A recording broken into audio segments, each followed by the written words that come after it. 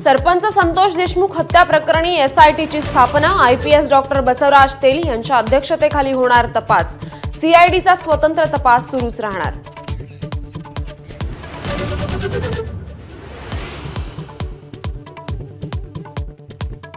संतोष देशमुख हत्या प्रकरणातील प्रमुख आरोपी कृष्णा आंधळे यापूर्वीच्या खुनाच्या प्रयत्नाच्या गुन्ह्यातही फरार. पोलिसांनी वेळीच कारवाई न केल्यानं पुन्हा हत्या केल्याची चर्चा.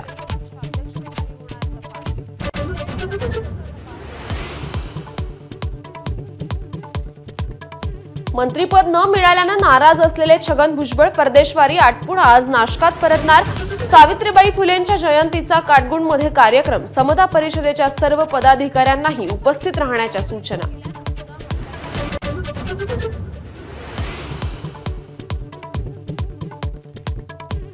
संभाजीनगरात मंत्रिपदापासून दूर राहिलेल्या अब्दुल सत्तार यांचं शक्ती प्रदर्शन. विश्वास असेपर्यंत शिंदेंना साथ, विश्वास संपल्यानंतर निर्णय, सत्तारांचा थेट इशारा.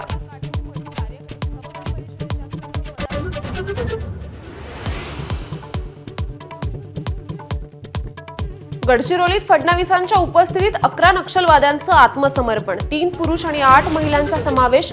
सर्व नक्षलवाद्यांवर 1 कोटींहून अधिकचं बक्षीस.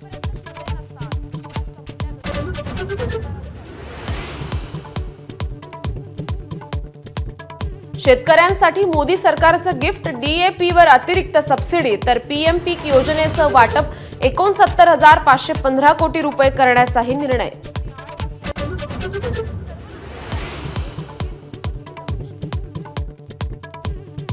दुहेरी हत्याकांडाने नागपूर हादरलं. ड्रग्सच्या आहारी गेलेल्या मुलानं केली आई-वडिलांची हत्या. पोलिसांकडून आरोपीला अटक. एबीपी माझा, उघडा डोळे बघा नीट.